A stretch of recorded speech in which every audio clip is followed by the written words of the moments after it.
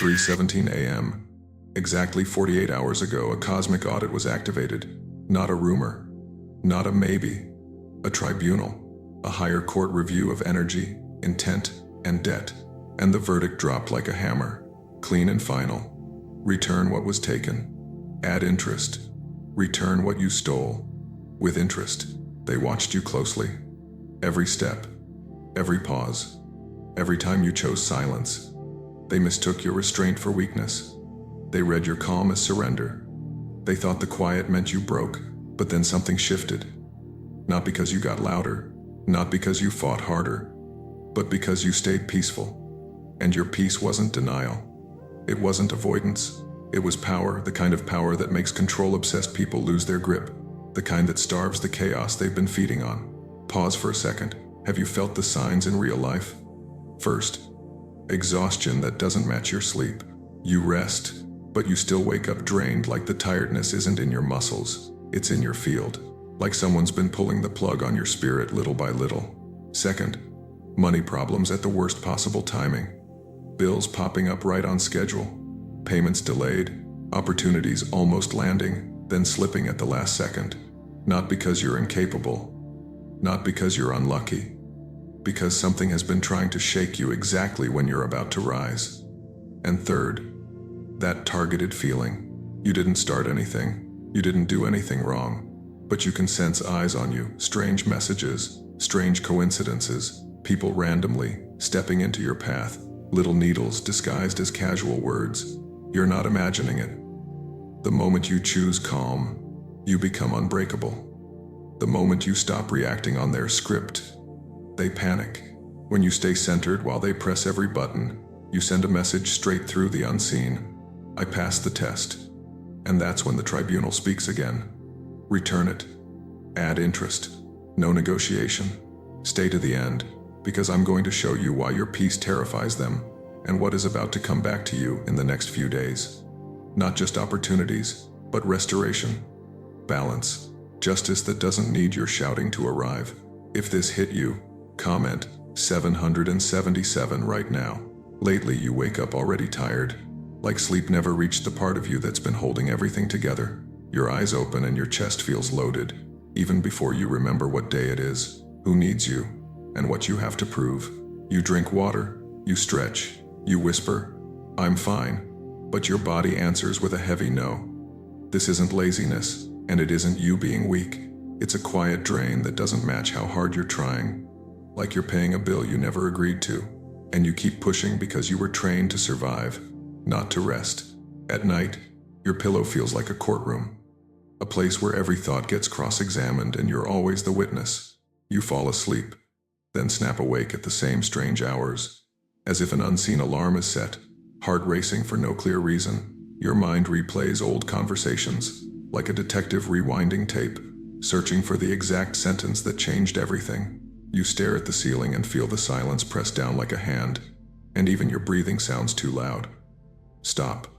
How long have you been performing strength for people who only notice you when you crack? Even around family, you feel like an outsider in your own life. You can be at the table, in the group chat, in the car ride, and still feel unseen, like you're present but not included. When you speak, your meaning gets twisted, like your words arrive without their soul attached. When you stay quiet, they label you distant, proud, or too sensitive, as if your depth is a flaw. You're not any of that. You're careful, because you've been misunderstood too many times to keep bleeding in public. And the problems haven't been polite, coming one at a time. They've come in clusters, like waves timed to hit right when you finally inhale. Work gets complicated for no reason, and a small mistake turns into a big story about your worth, your attitude, your fit. Like the rules change mid-game. Money leaks in tiny, irritating ways. Fees, delays, surprise repairs. One more thing that appears exactly when you try to save, plan, or breathe, like a hole that keeps moving. Look, that's not chaos. That's pressure with timing. Your body has been speaking in symptoms you can't explain away. Headaches that feel like pressure behind the eyes, like your thoughts are crowded even when you're alone. Shoulders tight like you're bracing for impact, even in a quiet room, even when nobody is yelling. digestion off when your life looks normal on paper, and sleep that never feels deep enough to refill you. You keep calling it stress, age, weather, anything that makes it ordinary. But the pattern feels personal now, like your nervous system is being squeezed on purpose, like someone is trying to shorten your breath. In relationships, the same loop repeats until it hurts to hope. You give grace, and somehow it becomes permission for others to take more, speak sharper, show up less, and still expect your softness. You forgive, and they rewrite the story so you're the problem, the difficult one, the dramatic one. Because that story protects their ego, you set one boundary and suddenly you're accused of changing, like healing is betrayal. Listen, your calm is not numbness, it's discipline. And discipline threatens people who live off reaction. There's also that loneliness that doesn't care how crowded the room is. You can be surrounded and still feel like nobody is actually with you, because they're near your body but not near your truth. You've been the one who checks on others, the one who listens, the one who fixes, the one who keeps the wheels turning when everyone else disappears, carrying everyone's emotional luggage while your own sits unopened in the corner because you didn't want to burden anyone when your hands were shaking. And when you finally need something, the world goes quiet, like your pain doesn't translate into their language. You start thinking maybe you're asking for too much, when really you're asking for basic human care, and that is not a crime. You've had moments where you pause and think, something is off, but I can't name it. It's like walking into a house where the lights are on, but the air is wrong, and your skin notices before your mind does. You sense tension before anyone speaks, and you feel a shift before the message arrives. Like your spirit hears footsteps first, you catch yourself scanning for the next problem, even on good days, because your nervous system learned the rhythm of surprise hits. Stop. Ask yourself why your peace became the main thing that gets tested, because the pattern is too consistent to call it bad luck. The moment you choose rest, something demands your attention, as if your recovery is a threat. The moment you decide to focus, distractions multiply, and people suddenly need you for emergencies that aren't yours. The moment you choose calm, someone tries to provoke you into a reaction you promised yourself you wouldn't give again. So they can point at you and say, see, this is targeted pressure, designed to pull you out of alignment right before you stabilize, because stability is what breaks their control, and your steadiness ends their access. When you stay peaceful, you become unreadable to the ones who survive on your emotional noise. And you may not see it, but there are layers to what's happening. Some battles don't look like storms. They look like delays, misunderstandings, and emotional bait that arrives in a friendly voice. Some decisions aren't made in meetings you attend. They're made in rooms you can't enter with your eyes, only with your energy, your choices, your restraint. That's why it feels personal and foggy at the same time. Like you're fighting smoke with bare hands, trying to hold truth in a room full of mirrors. Wait, if it were random, it wouldn't be so precise, and it wouldn't keep circling the same soft spots in the same order. You're starting to realize something that your logical mind didn't want to admit. This isn't just a rough season. This isn't just stress, timing, or personality clashes. This is a spiritual war wearing normal clothes. It hides inside emails, delays, misunderstandings, and quiet envy. Stop. If it were only life, it wouldn't keep testing the same virtue in you. Peace, because your calm is not passive.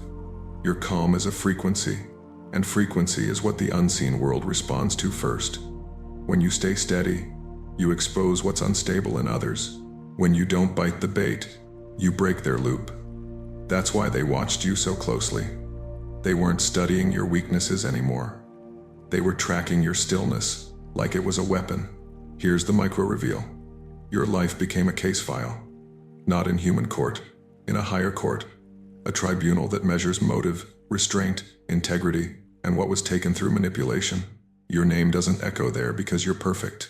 Your name echoes because you stayed clean in dirty rooms. And that threatens forces that only win when good people become cruel. You were targeted because you carry light that doesn't need applause. You have compassion that doesn't perform. You have a conscience that costs you comfort sometimes. You don't enjoy hurting people. Even when you're hurt, you still try to be fair when others play unfair. That's rare. And rarity becomes a target in a realm where control feeds on reaction. The goal was never to ruin you in one dramatic moment.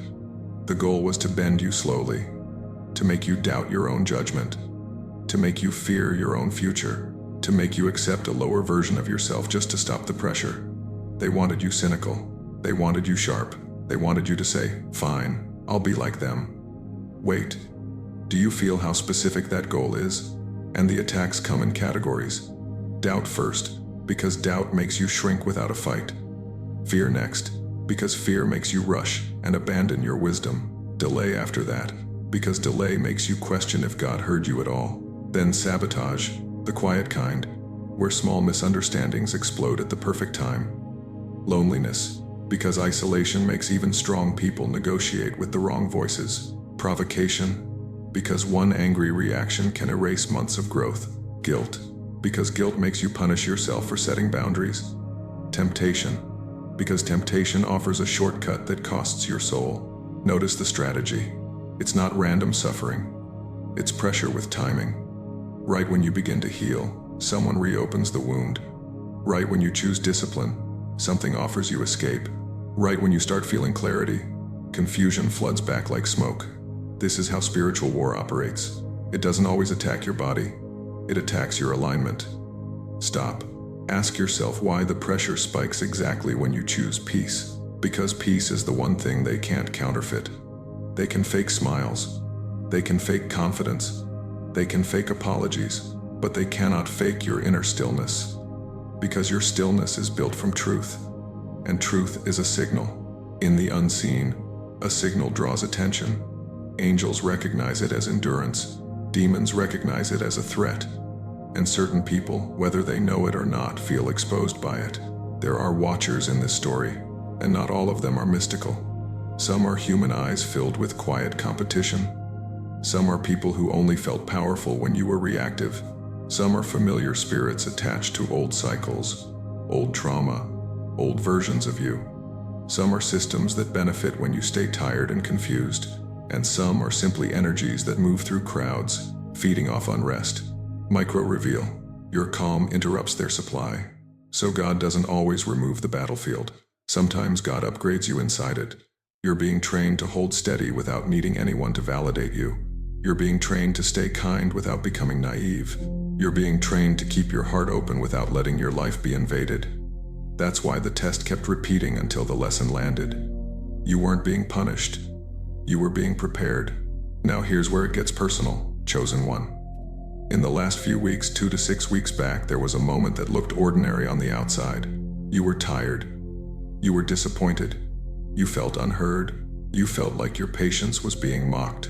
And suddenly, you were offered a shortcut, a quick lie to protect yourself, a small revenge to balance the scales, a compromise that promised relief. Wait. You remember the exact moment, don't you? It might have been a message you could have twisted to make them look bad. It might have been a chance to take what wasn't yours because they took first. It might have been an opportunity to play dirty. Just once. Just to stop being the one who always loses. And your nervous system screamed, "Do it. End this." Your pride whispered, "They deserve it." Your pain begged, "Please, stop." This is the bending point. Because that wasn't just a choice in your calendar. That was a vote in the unseen. That was the moment your peace stopped being a personality trait and became a spiritual verdict. And this is why they feared your calm. Not because you were quiet, because you were clean. In the next part, we're going to walk straight into that moment and expose what really happened behind it, who was counting on you to break, and why the tribunal already has the evidence. You remember that moment now, because it didn't feel like a choice. It felt like a trap with 2 doors. One door said, "Protect yourself fast." The other door said, "Protect your soul slow." Your body wanted relief. Your pride wanted justice. Your pain wanted to make them feel what you felt. It hit when you were already running on fumes. The message came in at the wrong hour. The accusation was subtle, but sharp. The opportunity to twist the truth was right there, like a clean escape route. Stop. That urge you felt wasn't your character. It was pressure testing your frequency. You could have lied and nobody would have caught it. You could have reacted and people would have cheered your finally. You could have exposed them, embarrassed them, burned the bridge, and called it self-respect. And for a second, you almost did it. Your hands were ready. Your mouth was ready. But something deeper in you said, not like this. That something is your calm as power. Not calm as silence. Calm as authority. The kind that refuses to take a shortcut through darkness just to arrive faster. You chose the harder route. Truth, restraint, dignity. Wait, do you realize how rare that is in a world addicted to reaction? In that split second, the unseen moved. Because the tribunal doesn't just watch what happens to you. It watches what you become under pressure. When you refused the bait, a contract got revoked. A permission slip the dark had been using got torn up. The watchers felt it immediately, even if they can't name it. That's why their energy shifted from study to fear. Here's the micro reveal. They weren't just trying to hurt you. They were trying to change you. Doubt was aimed at your mind. Fear was aimed at your body. Delay was aimed at your patience. Sabotage was aimed at your reputation. Loneliness was aimed at your heart. Provocation was aimed at your mouth. Guilt was aimed at your boundaries. Temptation was aimed at your integrity. Stop. And you didn't take the deal. That moment 2 to 6 weeks back became evidence, not vibes, evidence. The tribunal logged what was said, what was implied, what was taken, what was withheld, and what you refused to become. It noted the pattern, the timing spikes, the targeted confusion, the bait arriving right as you stabilized. And then the verdict that started forming in the unseen began to finalize. Return what was taken, add interest. That's why your peace started frightening them. Because peace is not weakness when it's earned. It's a seal. It's a boundary that doesn't need shouting. When you stayed clean, their leverage collapsed. The ones who needed you reactive lost their favorite tool. The ones who fed off your confusion lost their access. Now watch what happens next, because the returns come in a specific order. First is clarity. You'll suddenly see who was sincere and who was strategic. You'll notice the same person's stories stop adding up. You'll remember details you ignored before, like your spirit replays the truth without emotion, just facts. Look, clarity feels like calm certainty, not anxiety. Second is clean provision, not messy money with strings, not help that costs your dignity. Clean provision shows up as refunds, corrected numbers, a fee reversed, a late payment arriving, or an opportunity that doesn't require you to shrink. It can come through one call, one email, one "we chose you" message that lands within 48 hours of you deciding to stay steady. You'll feel relief in your chest before you even see the number. Stop. Peace recognizes clean provision instantly. Third is acceleration. Things that were stuck start moving fast. People respond quickly. Doors open without you begging. A timeline that felt frozen suddenly compresses, like the universe is making up for lost time. You'll notice it in small things first. Traffic clears. A meeting gets rescheduled in your favor. A no turns into a "let's talk" within 24 hours. That's acceleration. That's alignment, rewarding endurance. And there will be signs, not vague ones. You'll catch repeating numbers 1,000, 111, 1,010, 777 at the exact moments you're about to doubt yourself. You'll get random protection. A delay that saves you from a bad decision. A cancellation that blocks a trap. An intuition that makes you pause right before trouble. You'll detach from what used to hook you. The urge to explain. The need to be understood. The craving to fix people who enjoy breaking things. Wait. Detachment is not cold. It's upgraded. But don't get comfortable too early, because there's a final pressure wave. Right before returns, the dark tries one last squeeze. Expect a sudden provocation from someone who never texts. Expect a guilt trip wrapped in nostalgia. Expect a small financial scare meant to trigger old panic. Expect sleep disruption at the same minute range like 317 just to see if you'll spiral again. Stop. This wave isn't a sign you're losing. It's a sign you're crossing the line. Your assignment is simple. Don't negotiate your peace. Don't defend your integrity to people committed to misunderstanding you. Don't explain yourself into exhaustion. Stay steady. Stay clean. Stay quiet where it matters. And firm where it counts. Because the tribunal isn't asking you to fight harder. It's confirming that you already won the only battle that mattered. Who you chose to be when nobody would have blamed you for breaking. And this is your new name in the unseen. You're not too sensitive. You're not hard to love. You're not behind. You are the omega of integrity. Comment 222. You didn't arrive here by accident. Your spirit pulled you here on purpose. Because what you lived through needed a name, and it needed a witness. The tribunal has stamped the record. You crossed the bending point. The reversal is not negotiable. You were not too much. You were too true. You were not hard to love. You were hard to manipulate. And that is why they watched you closely. They were waiting for you to trade your peace for a reaction.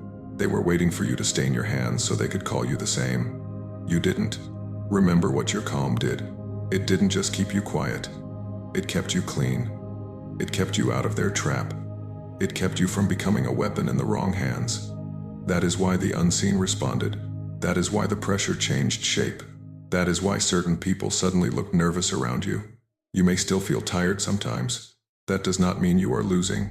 It means your nervous system is exiting survival mode. It means your body is learning that peace is allowed. It means your soul is releasing old contracts that were never yours to sign. Stop. Breathe once. Slow. And notice that you are still here. Here is the truth they can't stand. You can be calm and still be powerful. You can be gentle and still be dangerous to darkness. You can forgive and still have boundaries.